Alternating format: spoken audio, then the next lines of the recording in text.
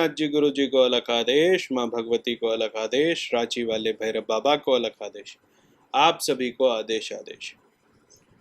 उद्यमेश्वर तंत्र, अभी तक हम लोगों ने उद्यमेश्वर तंत्र के सफर में 9 यक्षिनियों की साधना के बारे में व्याख्यान जाना है। सबसे पहले जो यक्षिनी थी उद्यमेश्वर तंत्र में, वो विचित्रा थी। उसके बाद हम लोगों ने विभ्रमा किया, फिर हंसी किया, भीषणी किया, जनरंजिका किया, विशाला किया, मदना किया, घंटा, और अंतिम जो हम लोगों ने किया था वो कालकारणी थी। आज जिस यक्षिनी की हम बात करेंगे उनका नाम है महाभया। महाभया का मतलब होता है जिसको देख के बहुत डर लगे। ठीक है, महाभया जो यक्षिनी है, प्रेत योनि की यक्षिनी है, और हड्डियों के ढेर पे बैठती है शमशान में। ठीक है, इनकी साधना थोड़ी और यक्षिनियों की साधना से अलग है। इनकी साधना का समय, दिन, तिथि तय होता है, और इनकी साधना सर्वोत्तम होता है कि श्मशान में किया जाए। मतलब श्मशान का मतलब बिल्कुल श्मशान में नहीं, श्मशान से सटे हुए इलाके में भी आप कर सकते हैं, या फिर ऐसा श्मशान जो यूज़ ना हो रहा हो। ठीक है, ऐसी जगह पे आप कर सकते हैं। अगर वो व्यवस्था ना मिल पाए तो घर के किसी ऐसे कोने में इस साधना को करें जहाँ पर कोई आता जाता ना हो। तो अभी इससे पहले मैंने आप लोगों को एक यक्षिनी की साधना दी थी, जिससे कि किसी को भी गंभीर से गंभीर बीमारी हो तो वो ठीक होता था। और साथ ही एक ऐसा मैंने आपको यक्षिनी की साधना दी थी जो कि तत्व विज्ञान में बहुत ज़्यादा आपको आगे बढ़ाता है।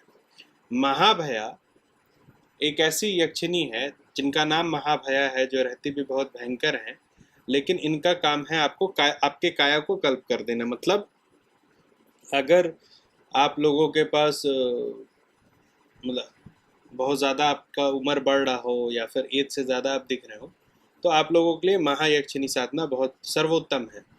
इससे क्या होता है कि महाभया यक्षिनी जैसे सिद्ध होती है ना, तो आप अपने उम्र से जवान दिखने लगते हैं। इसके अलावा अगर कोई बहुत ही असाध्य रोग से पीड़ित है, ठीक है, जिसका कहीं इलाज नहीं हो पा रहा है, ऐसे लोग भी महाभया यक्षिनी की साधना कर सकते हैं। कायाकल्प साधना मुझसे कई लोगों ने मांगा था, तो एक तरह से आप मान लीजिए कि यही कायाकल्प साधना है, क्योंकि जो मुख्य कायाकल्प साधना है वो साधकों के लिए होता है, वो फ्री फॉर एवरीबॉडी नहीं है, वो हर इंसान के लिए नहीं, वो बड़ा स्पेशल साधना होता है। और कायाकल्प साधना मूलतः उन साधकों को दिया जाता है जिनको लंबे आयु तक साधना करना होता है, जैसे 130 साल, कोई 300-350 साल तक साधक रहते हैं, तो उनके लिए होता है। लेकिन एक आम जनमानस के लिए महाभया जो यक्षिनी साधना है वो कायाकल्प का काम करती है। तो महाभया यक्षिनी साधना में थोड़ी सामग्री की आवश्यकता होती है, जैसे कि आपको यक्षिनी यंत्र रखना होगा। यक्षिनी यंत्र हर जगह मिल जाता है। यक्षिनी माला रखना होगा। यक्षिनी माला भी आप लोगों को लोकल मार्केट में मिल जाएगा। आसन आपका सिद्ध होना चाहिए। श्रृंगार की सामग्री रखिएगा, रक्षा सूत्र रखिएगा, चिरमी के दाने रखिएगा, ठीक है, और यक्षिनी गुटिका आपको मिल जाएगी। ये सारे सामान रखिएगा। महाभया यक्षिनी साधना कब हो सकता है? तो शुक्रवार से, या फिर कल जैसे पूर्णिमा है तो पूर्णिमा के दिन भी आप इसकी साधना शुरू कर सकते हैं। अगर श्मशान में आप कर सकते हैं तो बहुत उत्तम बात है, ठीक है, और श्मशान में नहीं कर रहे हैं तो अपने घर के पूजा स्थल पर करिए, या ऐसी जगह पर जहाँ पर अगर उस कमरे को आप बंद कर दिए तो 21 दिन तक उस कमरे में कोई ना आए, ऐसे जगह पर। तो सबसे पहले धूप दीप आप वहाँ पे जला ले, ठीक है। दीपक जो है वो सरसों के तेल का रहेगा, ठीक है। जिस दिन से भी आप इस साधना को शुरू करेंगे उससे 21 दिन तक आपको रोज़ इसका जाप करना है, और हर रोज़ इसका 10,000 जाप आप करेंगे, ठीक है। तो इस यक्षिनी साधना का मैं मंत्र अब आपको बता रहा हूँ। 3 बार इसके मंत्र को मैं आपको बताऊंगा, आप इसको ढंग से सुनिएगा। मंत्र है ओम द्रिम महाभये प्रेम स्वाहा। ओम द्रिम महाभये प्रेम स्वाहा। एक बार और सुनिए, ओम द्रिम महाभये प्रेम स्वाहा, ठीक है। इस मंत्र को करने से आपको बहुत फायदा होगा। एक तो जैसे मैंने आपको बताया कि कोई असाध्य रोग से अगर आप ग्रसित हैं उससे आपको मुक्ति मिलेगी। उसके अलावा अगर आप उम्र से पहले बुढ़ापे से ग्रसित हो रहे हैं, आपके बाल सफ़ेद हो रहे हैं या झुर्रियाँ आ रही हैं, तो उससे भी ये बाहर निकालती है। तो जैसे आपने 21 दिन तक 10-10 हज़ार जाप कर लिया, उसके बाद हर रोज़ आप इसका एक माला का जाप कीजिएगा।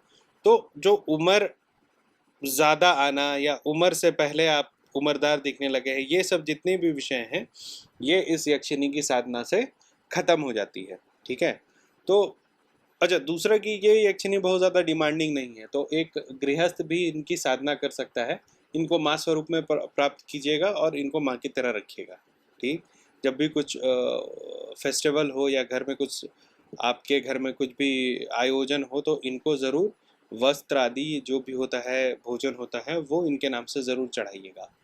तो आपको कभी भी मतलब ये आरोग्य रखेंगी, उम्र के मार से आप बाहर रहिएगा, है ना? और एल्केमी का भी ये कुछ-कुछ आपको शक्ति देती हैं, मतलब जो तत्व विज्ञान है उसमें भी ये आपको पारंगत करती हैं, अगर आप ठीक से इनकी सेवा हमेशा करते रहिएगा। तो आज के लिए इतना ही। अगले बार महेंद्री यक्षिणी के बारे में मैं आप लोगों को बताऊंगा।